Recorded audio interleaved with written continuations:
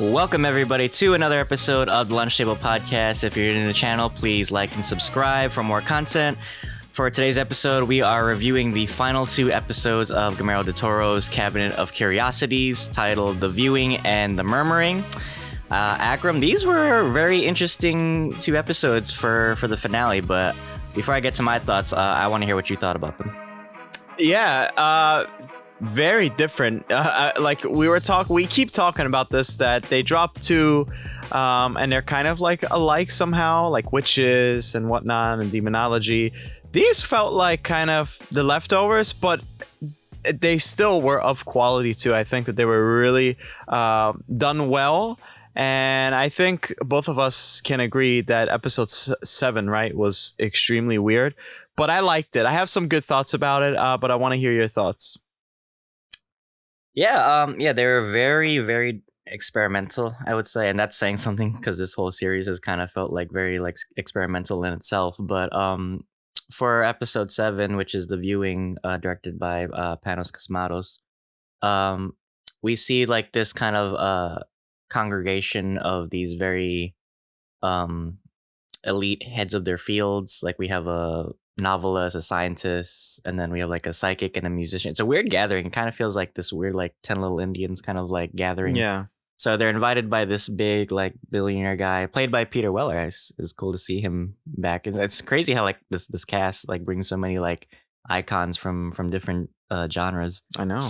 So Peter Weller plays this billionaire named Lionel Lassiter, and he has this kind of like, it's like a weird, I guess, contest, right? He's trying to see like of this group, like who's willing to have this weird kind of like experience with him.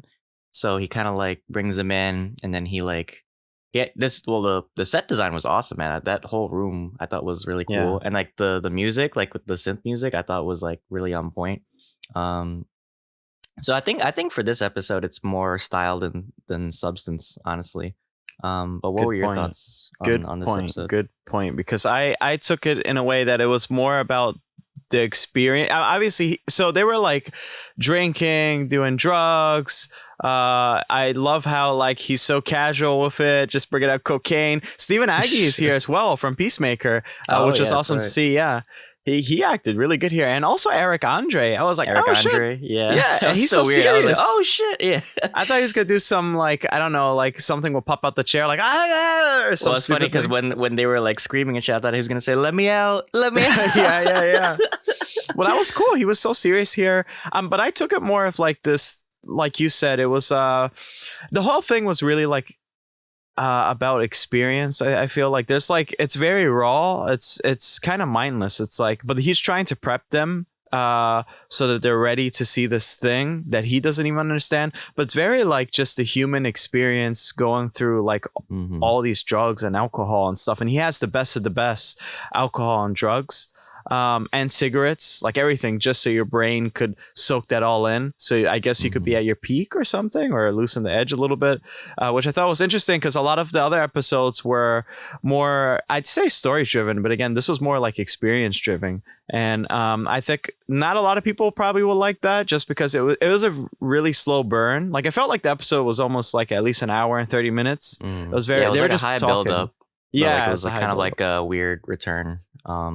Yeah, it's very euphoric, but I kind of took it as well because so the whole point of this kind of like experience was that they had this weird like meteoric rock, and they couldn't really understand it because they tried like everything. They tried it, like it was impervious to like X-ray and shit and like carbon dating. So I kind of took it as like you have to like go beyond what kind of technology and what kind of science you have. So it's kind of like we're limited by the technology of our time. So you kind of have to like think outside the box and use like unorthodox methods. So maybe that's why he had them like on these drugs, and like he's trying to like enhance their abilities, I guess, so that maybe they could see something that he couldn't. But then when we actually like see what's inside the meteor, it's like this weird like alien creature. For a minute I thought it was like the alien creature from the other episode that was like the body snatcher episode. Oh, It's right. like, I'm back, motherfucker. Yeah. but yeah, and then it starts killing them off like one by one. Yeah, what did you think of like the creature itself? Yeah, it's cool.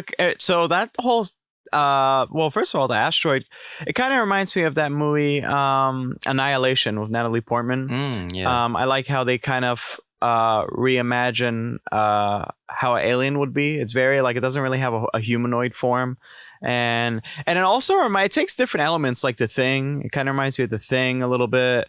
Mm-hmm. The Blob a little bit. It's like taking different elements from different movies. Um, Very weird. For some reason, it felt very sexual too. It was like really, really weird. Um, and yeah, they took out the alien. Kind of has like different powers and takes out like certain people. And spoiler alert, just two people survive at the end, which is cool because usually, in this series thus far, a lot of people, the main characters just die, and I always was pissed off about that. But I'm glad at least two made it out. What were your thoughts on the alien? Yeah, it's very weird looking. Um, but it has kind of like this weird Guillermo style. It's like it's almost not even alien. It's kind of more, I would say, demonic. And With just the like it's tendrils? yeah, with Yeah, the tendrils, because they look. I thought they were like horns or something when they were me like too. spiraling. They look like antelope horns or something. And then when it takes over the guy's body, he kind of looked like Vecna. I'm not gonna lie, he looked like Vecna from Stranger Things. Oh, when But he he has took like over this weird. Peter Wellen? Yeah, yeah. Yeah, he has like this Or weird kind of like form, and it transforms him. And I guess it kind of remind me almost like of Alien too. How like Peter Whalen in that series was like so obsessed with like the xenomorphs, he kind of almost wanted to like transcend, I guess. yeah. Um, so yeah, so he becomes like this weird like creature, and like he kills like some of the guy with the The machine. I still the don't understand Spanish though, like guy. yeah, like why they mentioned the AK and then they didn't even like tell the story about that. I thought that was a weird like little cut. Um, but it's I don't know, it's weird because like they were going back and forth. They kept showing like the two people escaping and then the guy turning into a monster, and then it just cuts to him like I guess he went through like a sewer line and he ends up like in this big city.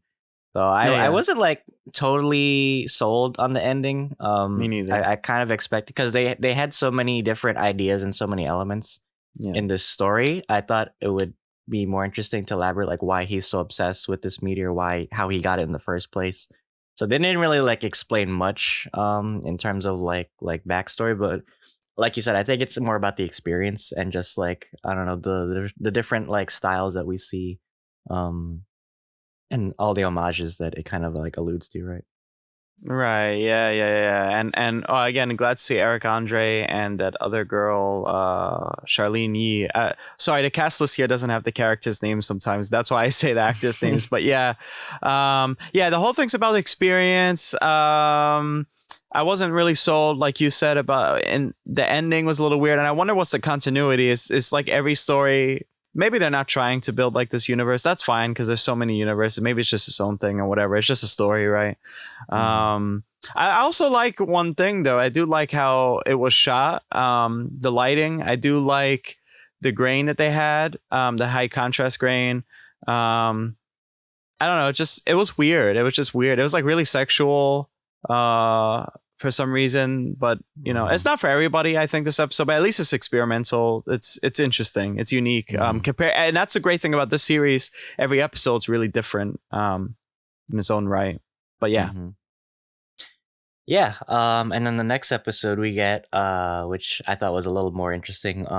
It's called The Murmuring, directed by Jennifer Kent, and it tells the story of these two. Is this couple? They're both I think they're called ornithologists. They're like these researchers, and they're like studying these birds. And they go to this house for like a research study. And actually, I enjoyed this story. It because I feel like the topic for these two episodes was about like discovery, or like something involving like scientific research or something. Because if you notice, like they both are trying to like you know um develop this research for different things.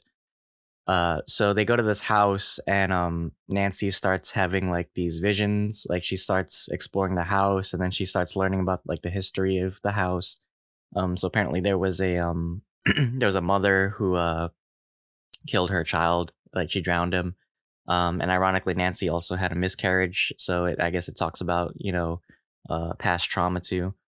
But yeah, what were your thoughts on the Murmuring? Yeah, it had like a similar vibe to The Forgotten with Julianne Moore. I remember that movie way back when. This is a ghost story. Um and that's cool. I don't actually there's not too many ghost stories now. Everything's like demons, demons, demons these days. But so this was interesting to see finally ghosts again.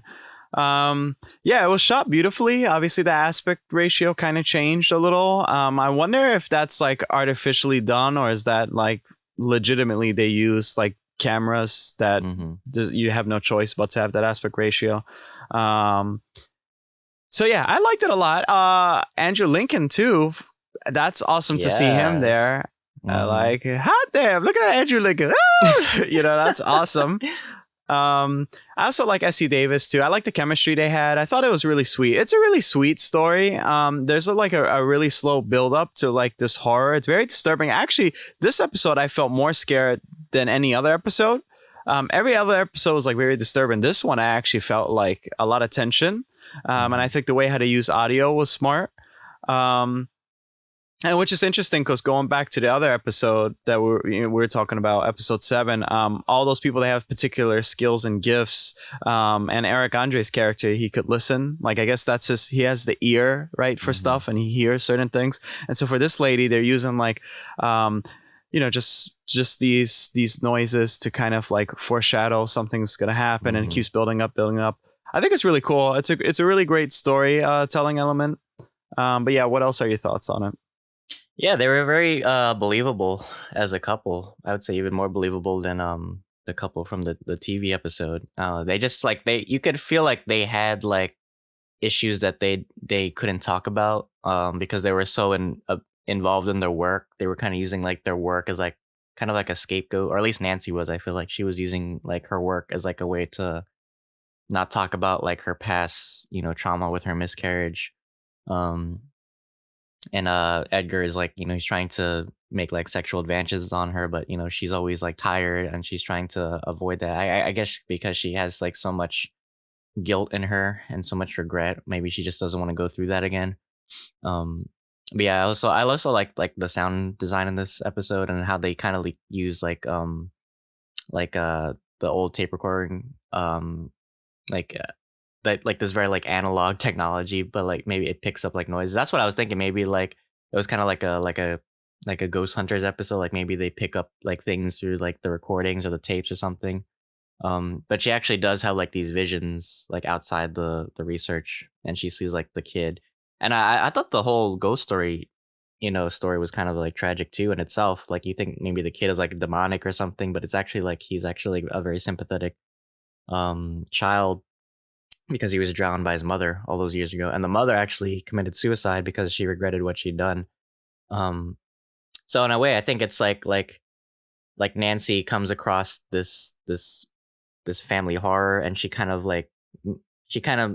has the ghosts like make peace with it, but then she kind of also makes peace with herself too, because at the end of the episode, she says to Edgar like, I want to talk about Ava, our child, so she kind of has this realization, it's not good to harbor all this pain, because it could haunt you, right? Yeah, for absolutely, for sure. And I think it's interesting the fact that both episodes, they like Peter Weller's character is really into the work, and he lost his life for it. Everyone kind of like lost their life for it. And with her, she's losing her love life. Um just because she doesn't want to talk about that past trauma.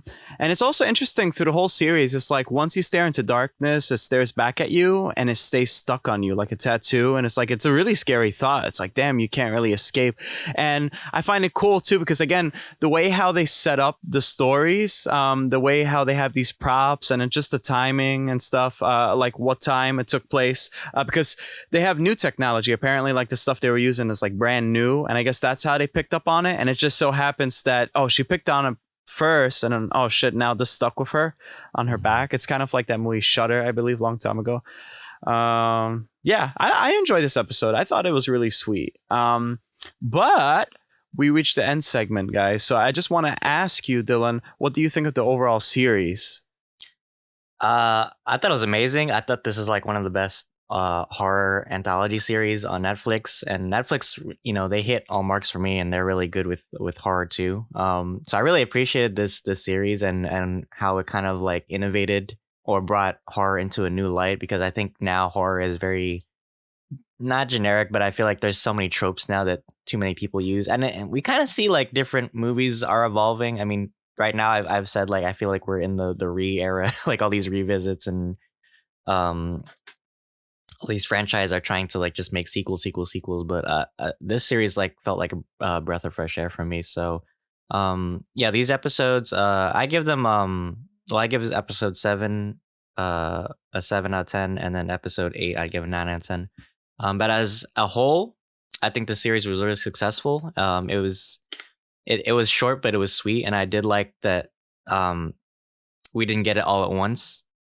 Because if you had released all these episodes all at once, you would have thought like each like episode or each 2 episodes didn't have their own theme. It would kind of like Right. blend together, and you would think like, oh, what's the main message here? But I like that, it's kind of like spread out, so it's like a 3-course meal, right? You're like slowly like, getting your taste wet, and you're really like experiencing these episodes as like kind of like movies in a way. So it's not like TV. It's kind of like you're watching them as like movies in a way. But I love this series. I'd give it a 10 out of 10 for me. How would you rate it? Oh yeah, I would give it a 10 out of 10. I love the whole series, and it's exactly what you said. It's weird that Netflix did this, but it makes sense they released them 2 at a time, because you could also, I think it just points out that you could connect these topics and these ideas to very different storylines.